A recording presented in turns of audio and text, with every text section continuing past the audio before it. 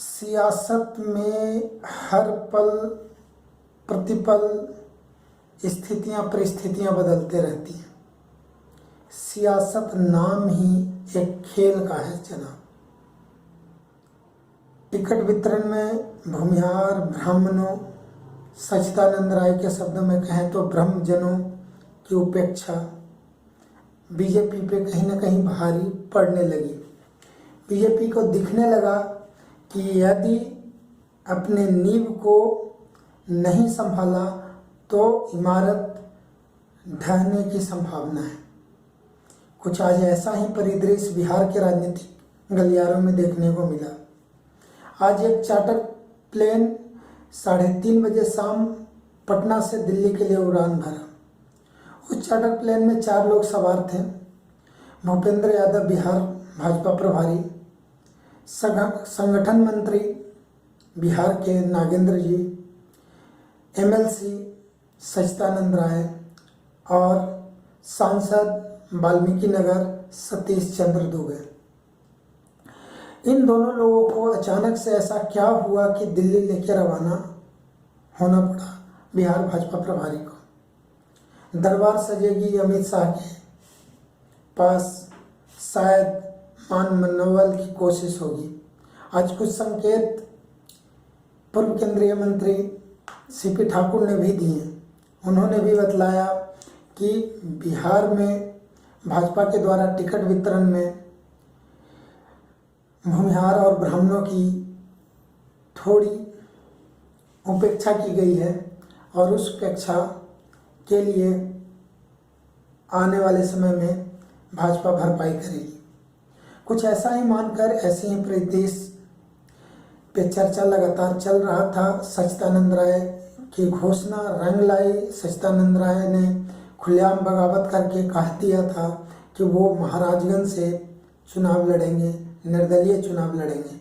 कुछ ऐसी ही स्थिति सतीश चंद्र दुबे, जो पिछली बार 2014 में वाल्मीकि नगर से रिकॉर्ड वोटों से जीते थे, उनको 3,64,000 के करीब वोट आए थे। लगभग वो 1.25 लाख वोट से वहाँ चुनाव जीते थे। ऐसे प्रत्याशी का टिकट काट कर उनकी उपेक्षा की गई और उस उपेक्षा के विरुद्ध वो बगावत पे आ गए और निर्दलीय चुनाव लड़ने की घोषणा कर दी।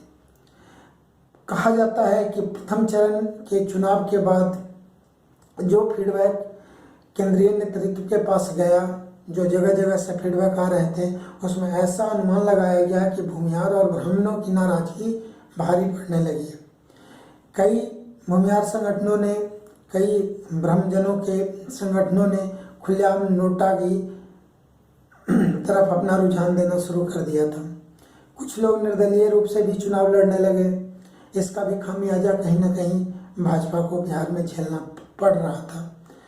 इसी बीच आज सच्चिदानंद राय और सतीश चंद्र दुबे को दिल्ली बुलाया जाना कहीं ना कहीं यह संकेत है कि भूमिहार और ब्राह्मणों की नाराजगी को बिहार में दूर किया जाएगा।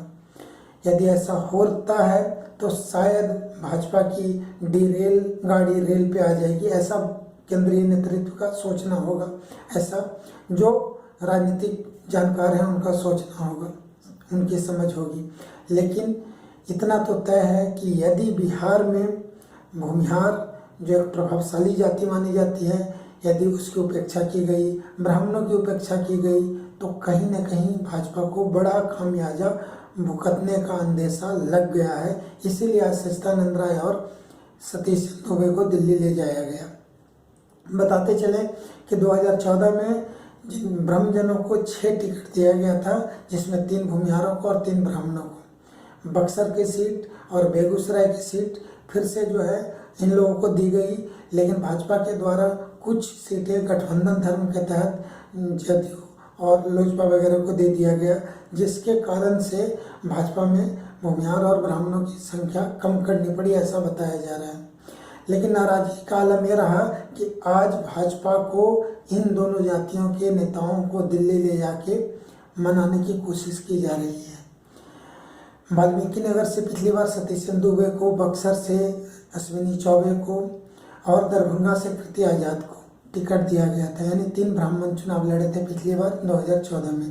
3 भूमिहार नवादा से गिरिराज सिंह को, बेगूसराय से भोला सिंह को, स्वर्गीय भोला सिंह आज हमारे बीच नहीं है, और तीसरी जो टिकट थी कटिहार से निखिल चौधरी को दी गई थी। तो 3 भूमिहारों को टिकट दिया गया था। कुल 6 टिकट भूमिहार और ब्राह्मणों को दिया गया था, जो कि इस बार एक बक्सर से अश्विनी चौबे को और बेगूसराय से गिरिराज सिंह को सिर्फ 2 टिकट ब्राह्मणजनों को दिया गया, नहीं 3 टिकट दिया गया था इस बार ब्राह्मणजनों को, जिसमें 2 ब्राह्मण और 1 भूमिहार।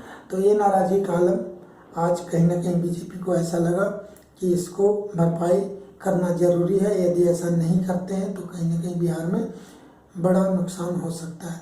बिहार में लगभग 20 सीटों पर भूमिहार और ब्राह्मणों का संख्या अच्छी मानी जाती है। मुजफ्फरपुर, वैशाली, महाराजगंज, मोतिहारी, जहानाबाद, औरंगाबाद में भी कम ज़्यादा संख्या ठीक है। इसके बाद नवादा, मुंगेर, बेगूसराय, पाटलिपुत्र, पटना साहिब, ऐसे कई क्षेत्र हैं जहाँ पे इन दोनों जातियों की बहुलता है। और इन दोनों जातियों ने यदि अपना निर्दलीय प्रत्याशी या नोटा को इन जगहों पे समर्थन दे दिया तो अच्छा खासा नुकसान भाजपा को होगा, क्योंकि ये दोनों जातियां भाजपा के कभी इंजन माने जाते थे, आज इनको बोगी बना दिया गया है। तो आज एक प्रसन्नता इन जातियों के बीच आने लगी है। इन जातियों के मतदाताओं में थोड़े बदलाव नज़र आने लगे हैं। पिछले दिनों सीपी ठाकुर के भी बयान जो है कहीं ना कहीं भरपाई के तरफ दिख रहा है कि भाजपा भरपाई में लगा हुआ है। अब तत्काल तो टिकट वितरण में कुछ नहीं हो सकता, लेकिन आने वाले दिनों में भूमिहार और ब्राह्मणों ने अपने वर्चस्व की लड़ाई में आज कहीं ना कहीं जीत हासिल की है। धन्यवाद।